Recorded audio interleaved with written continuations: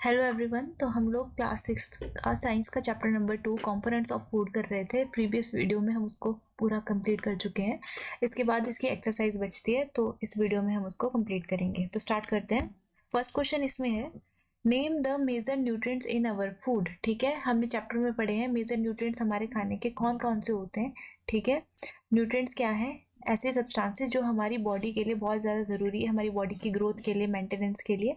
ठीक है, तो कौन कौन से हैं वो देखते हैं। The major nutrients in our body are, हमारी बॉडी के मेजर न्यूट्रिएंट्स हैं carbohydrates, fats, proteins, minerals and dietary fibres. ठीक है, आपने पढ़ा था कि कार्बोहाइड्रेट से हमें क्या मिलती है? एनर्जी मिलती है। फैट से भी हमें एनर्जी मिलती है। इसके अलावा प्रोटीन्स, ठीक है, हमारी ग्रोथ में हेल्प करते हैं।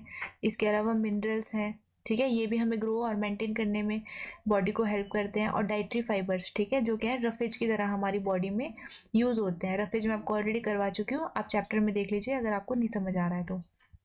सेकेंड क्वेश्चन है, नेम द फॉलोइंग। ठीक है, अब आपने इनके बारे में बताना है कि the nutrient which mainly give energy to our body.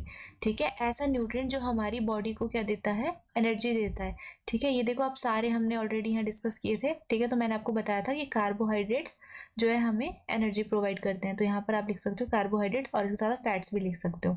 ठीक है, the nutrients that are needed for the growth and maintenance of our body. ठीक है, तो बॉडी को ग्रो करने के लिए और बॉडी को मेंटेन करने के लिए कौन से न्यूट्रिएंट्स की जरूरत होती है? Proteins and minerals.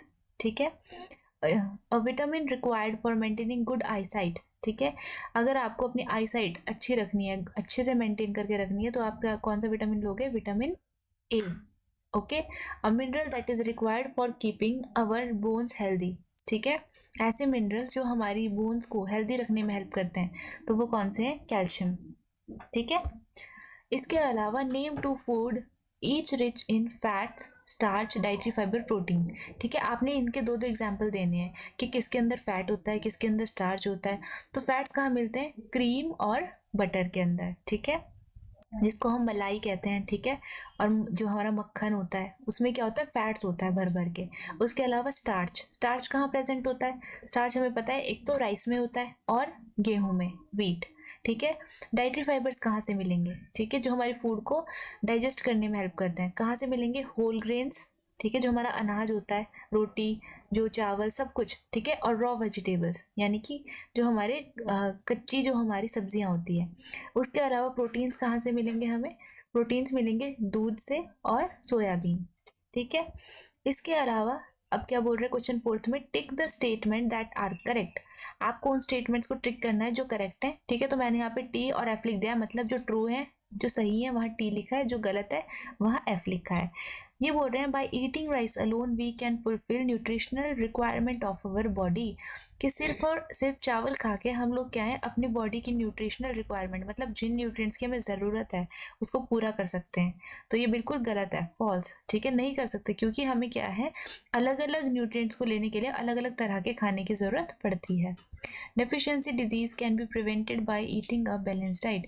ठीक है, डेफिशिएंसी डिजीज मतलब जो क्या है किसी न किसी न्यूट्रिएंट की कमी से हो जाती है हमें। ठीक है, ऐसी बीमारियों को प्रिवेंट करने के लिए हमें क्या है? बैलेंस डाइट की ज़रूरत पड़ती है। बैलेंस डाइट हम ऑलरेडी पढ़ चुके हैं, तो उसको भी आप प्रीवियस वीडियो में देख सकते हैं। और ये बात बिल्कुल सही है, अगर हम बैलेंस डाइट लेंगे तो हमें क्या है, जो डिजीज से हमें प्रोटेक्शन मिलेगी। ठीक है, balance diet for the food should contain a variety of food items. ठीक है, हमारी बॉडी के लिए जो बैलेंस डाइट होती है हमारी, उसके अंदर क्या है? वैरायटी ऑफ फूड आइटम्स होने चाहिए, बिल्कुल होने चाहिए। क्योंकि अगर हम एक ही तरह का खाना खाएंगे तो ज़रूरी नहीं है कि उसके अंदर सारे विटामिन हमें मिल जाए, और हमें क्या है हर विटामिन की ज़रूरत पड़ती है। तो ये बिल्कुल ट्रू है।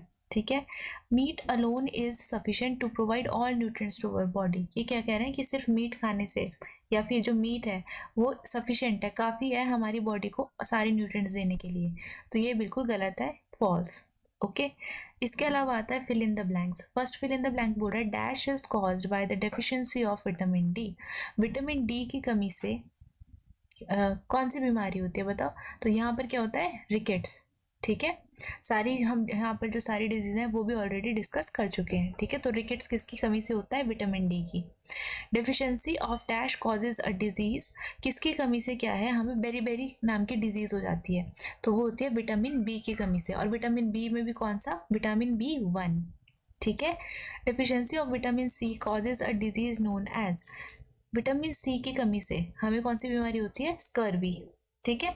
Night blindness is cause due to deficiency of dash in our food, अगर हमारे खाने में कौन से विटामिन की कमी हो जाएगी जिससे हमें क्या हो जाएगा, नाइट ब्लाइंडनेस, मतलब आईसाइट वीक हो जाना एक तरह से।